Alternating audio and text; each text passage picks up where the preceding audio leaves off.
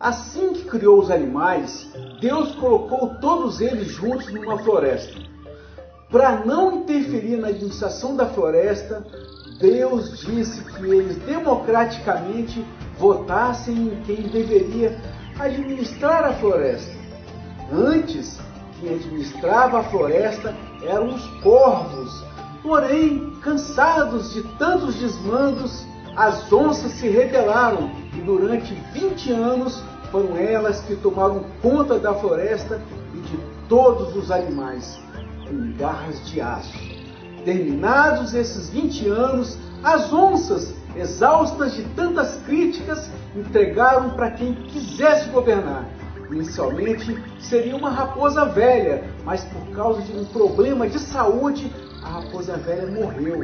Um chacal assumiu seu lugar. Depois disso vieram outros animais, como uma hiena, que dizia que iria caçar os animais marajás, e etc. A cada eleição, o rato concorria, mas não ganhava nada. Até que um dia ganhou pela insistência, prometendo transformar a floresta no melhor lugar do mundo. Durante 8 anos, o rato fez da floresta o que bem quis e só roubou a comida dos outros animais. Afinal, a natureza do rato era essa mesma.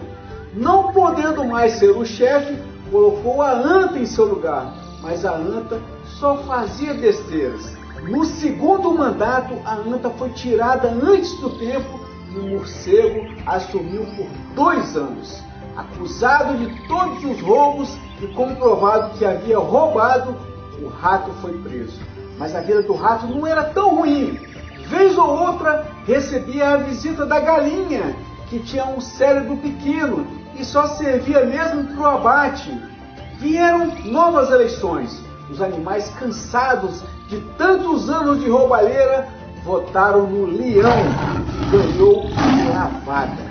Assumiu a floresta, para descontentamento dos jumentos, dos burros, das mulas, vacas e hienas, que ainda apoiavam cegamente o rato, mesmo sabendo que ele havia roubado.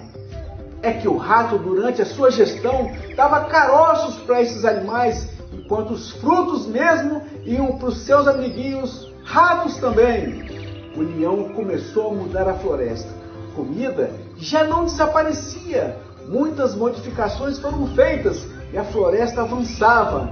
Mas isso causou descontentamento nos outros ratos, que então armaram uma armadilha contra o leão.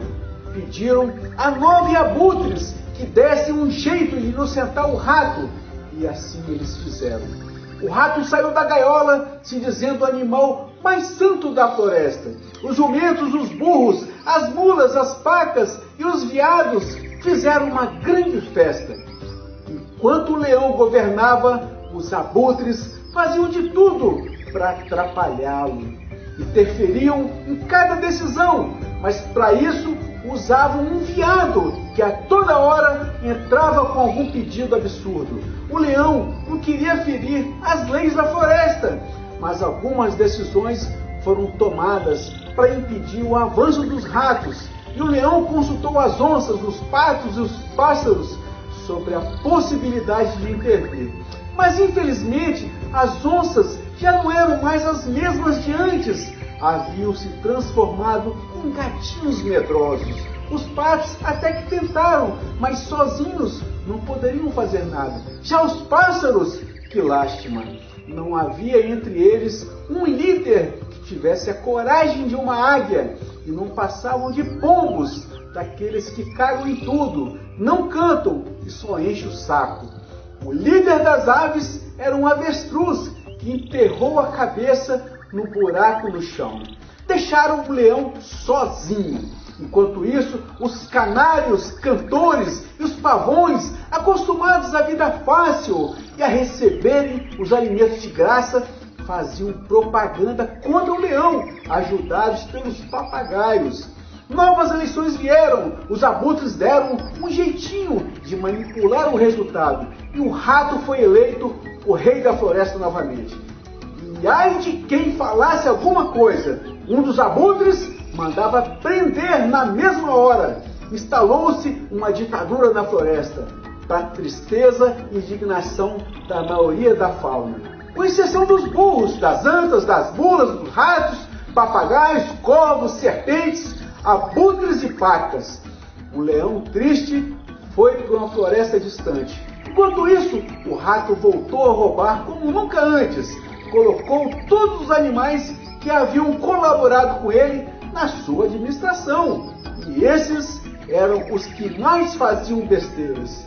Por exemplo, para tomar conta da justiça, colocou um porco acostumado com os ambientes mais lameados.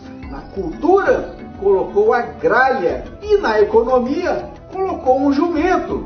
Assim, a floresta começou a desandar. Os animais, aos poucos, foram padecendo de tristeza, enquanto a floresta era devastada pelo que havia de pior na fauna.